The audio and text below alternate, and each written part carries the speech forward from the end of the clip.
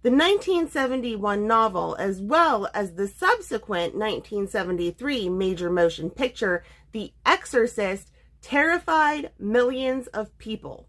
But did you know that there's a true story behind the novel? Well, that's what today's episode is about. This is The Exorcism of Roland Doe.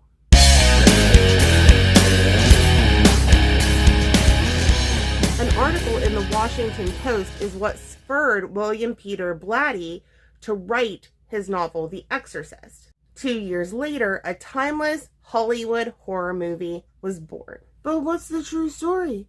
What happened? See, in the late 1940s, a family named Hunkler lived in Washington, D.C.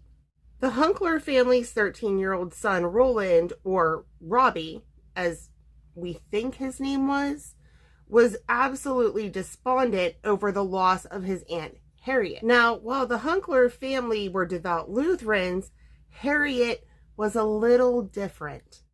In life, Harriet was a spiritualist who had a penchant for Ouija boards. And for whatever stupid reason, Harriet decided to teach Roland how to use one. Now, prior to Harriet's death, the Hunkler family had never experienced anything supernatural.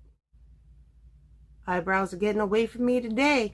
So, in January of 1949, Roland and his family started to experience some unusual phenomenon. It was maybe what one would call poltergeist activity or demonic activity before a whole ass infestation started. There were scratching noises coming from the floor and the walls, and water dripping inexplicably from pipes, and maybe scariest of all, Roland's mattress would jolt and move on its own. Now, I'm tough to scare, but like, if my mattress turns into one of those vibrating ones in a hotel, my ass is probably gonna leave. And of course, you guys, the Hunkler family was terrified, so they sought the help of local doctors, psychiatrists, and even priests. Surprise, none of them were any help. In fact, the only advice given to them was from a local priest who told them to seek the help of the Catholic Church. So the Hunkler family did enlist the help of the Catholic Church, and Father E. Albert Hughes contacted the heads of the Catholic Church to ask for permission to perform an exorcism on Roland, which he did in February of 1949.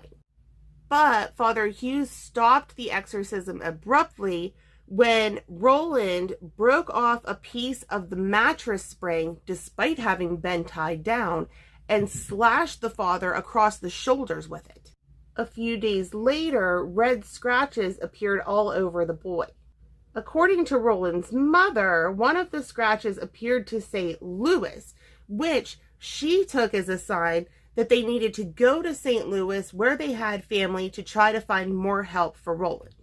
Once they were in St. Louis, the family was acquainted with Father Halloran and Father Bodern. Now, these two men offered to perform an exorcism after they received permission from the Catholic Church, with the help of some assistance. And after gathering at the family's new home in St. Louis, the two fathers witnessed scratches on the boy as well as his mattress moving again.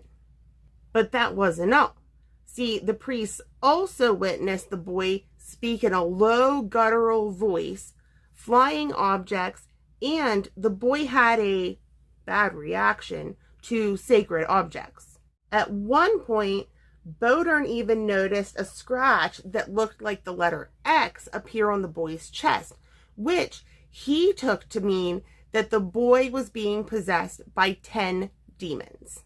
Now, the exorcism of Roland Doe went on night after night, and on the evening of March 20th, 1949, the exorcism reached new heights when Roland urinated in his bed and cussed out the priests. Now, for whatever reason, that was kind of the last straw for Roland's parents, and they ended the exorcism immediately and took him to a hospital. But once admitted to Alexian Brothers Hospital, the crazy didn't stop. And even while he was there, the two priests continued to attempt exorcisms on him. Kind of ghost scary. Ooh. On April 18th, 1949, Roland woke up in the hospital having seizures.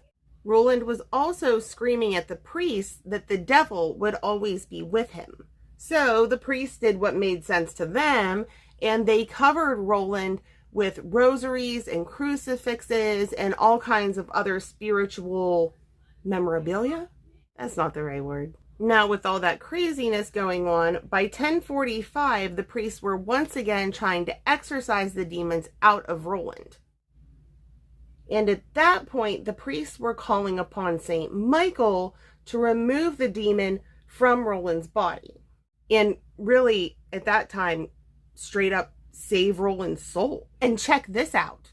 7 minutes later, Roland snapped out of his trance and announced to the priest, he's gone. Roland claimed that he had a vision in which Saint Michael and Satan were battling on a great battlefield over his soul, and Michael cast Satan out. Now, crazy enough, after that night, there was never any kind of supernatural possession type of activity ever again. The family moved back to DC, and Roland ended up living a completely normal life. You know, and then 30 years later, The Exorcist became a thing. All right, guys, that's all I have for you on the true story of The Exorcist, The Exorcism of Roland Doe. Give me just a minute. I'm going to put on some lashes, and I'll be right back with your final look. All right, guys, I'm back, and this is your final look. Do you like it?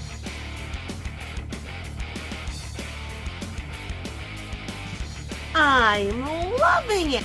Anyway, guys, that's all I have for you on this episode of Ghost Stories and Makeup. Don't forget to click like and click subscribe.